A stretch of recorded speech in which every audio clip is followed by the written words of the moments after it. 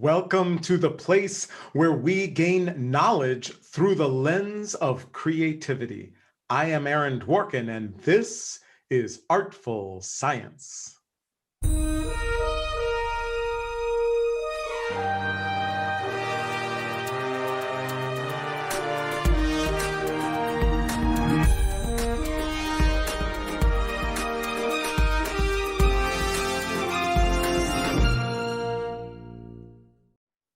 Thanks again for joining me here on Artful Science.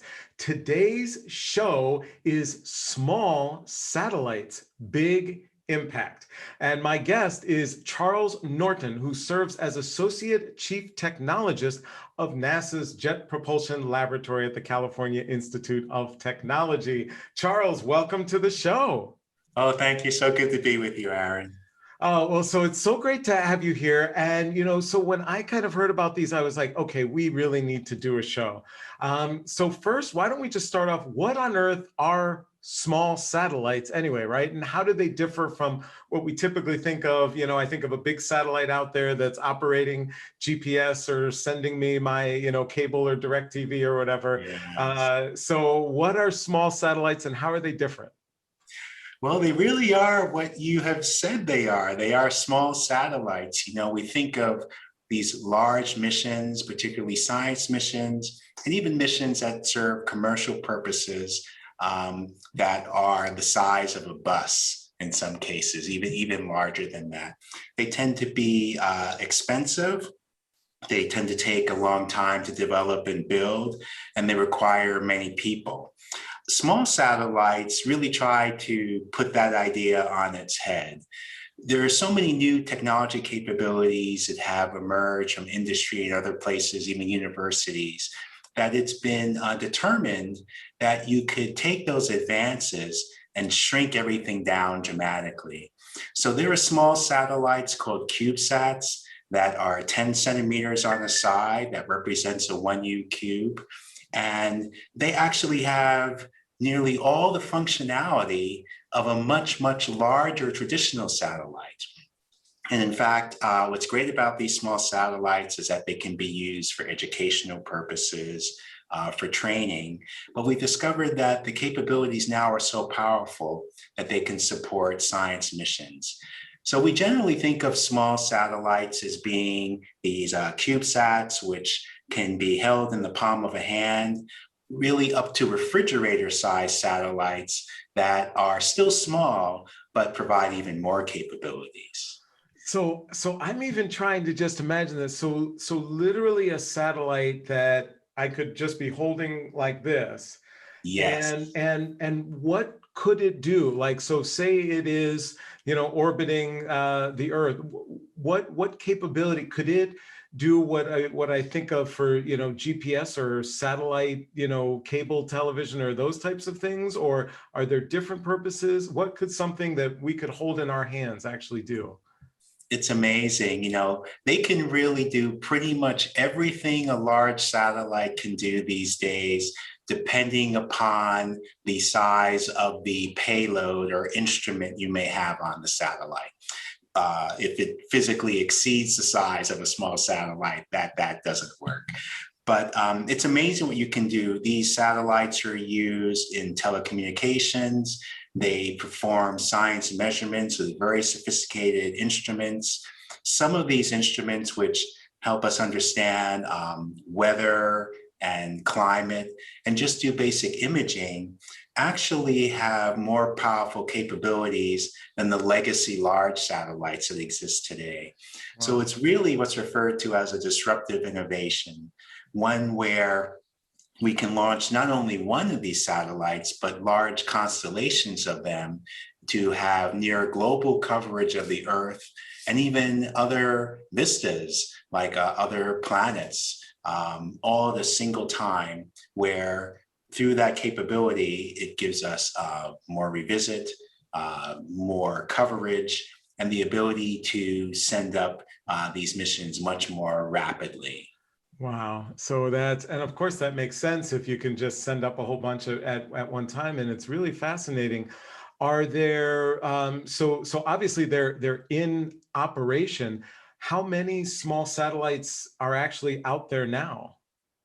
That's a great question. It's really exploded since the early 2000s when they became quite popular. Right now, there are a few thousand small satellites in orbit around Earth today. We've even had a pair of small satellites fly past Mars to support landing missions that have been held some years ago. The InSight lander, for example, is one. We have small satellites that are making astrophysical measurements that also study the sun. So they are really quite popular. We even have small satellites that very soon will make measurements at the moon to support human exploration and other objectives. So they're quite versatile. Wow. So obviously, as you mentioned, they're increasing. As you look out, 5 to 10 years, is it just inevitable that small satellites will be the dominant type of satellite that's out there? What do you envision for small satellites, and given their size, what is possible within 5 to 10 years? Yes. Well, even now, the number of small satellites has exceeded the number of large satellites that are currently in operation today. Wow. And there's really no sign of that slowing down because of the ability to replenish them quite rapidly. And that will be an important aspect of what happens in the future. Typically, with a big, large satellite, which is quite expensive, you may only get one shot to develop and launch it. And you always hope for mission success, but if something occurs, there may not be another opportunity. With this approach and a paradigm change, you have the flexibility to develop and launch many of these small satellites repeatedly over time. So you can have sustained and continuity measurements that are made quite affordably and quite readily. And that's really what the future holds, the ability to have a persistent presence for measurements of interest using this platform. Gotcha. So, I'm a huge, as an artist, I'm a huge Star Trek fan, and all of that. And so I think about, some of these things in Star Trek or Star Wars when you think about space junk and this, spaceships running into, old satellites and all that.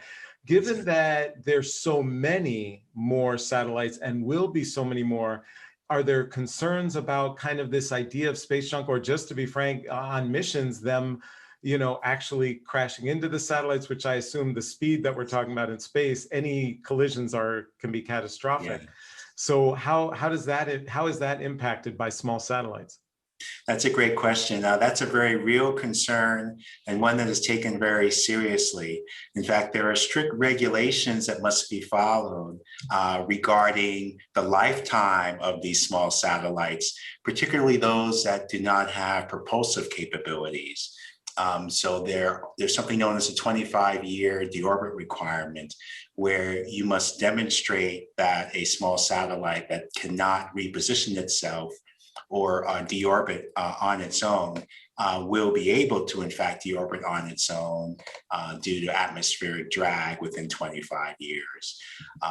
There are also regulations that are in place now where satellites at particular orbits must have propulsive capabilities so that should there be a need to avoid a collision or to make a repositioning maneuver, those propulsion capabilities will allow for that. And at the end of mission, they could support deorbit capabilities. So that will help limit the amount of space debris. So it's taken very, very seriously.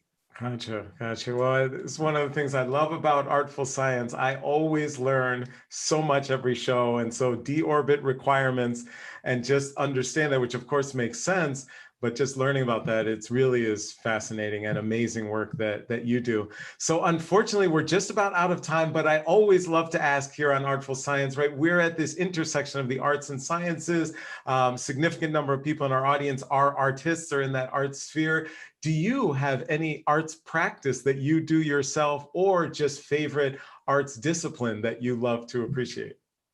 Oh, very much so. I mean, I really look at myself as an artist and a scientist. In fact, I'm a bassoonist. I performed as a bassoonist for nearly my entire life. and actually had considered possibly playing professionally, but decided to go into engineering instead. But I'm still very active with the Caltech Symphony, and I sometimes do a lot of freelance work. But there's an important interplay in the creativity that comes from being an artist that drives our ability to perform good science. So I see them as inextricably linked. Well, we certainly will not blame you for literally becoming a rocket scientist instead of following your music pursuits fully professionally. But that's what one of the things that I just see so often, which is that the sustained interest and desire to practice one's artistic, talents and desires, even while maybe professionally, having followed different career paths and all of that. So we're lucky on Absolutely. all sides that you're involved in both worlds. So Charles Norton, we really cannot thank you enough for helping us gain knowledge through the lens of creativity here on Artful Science. Oh, thank you. It's been my pleasure.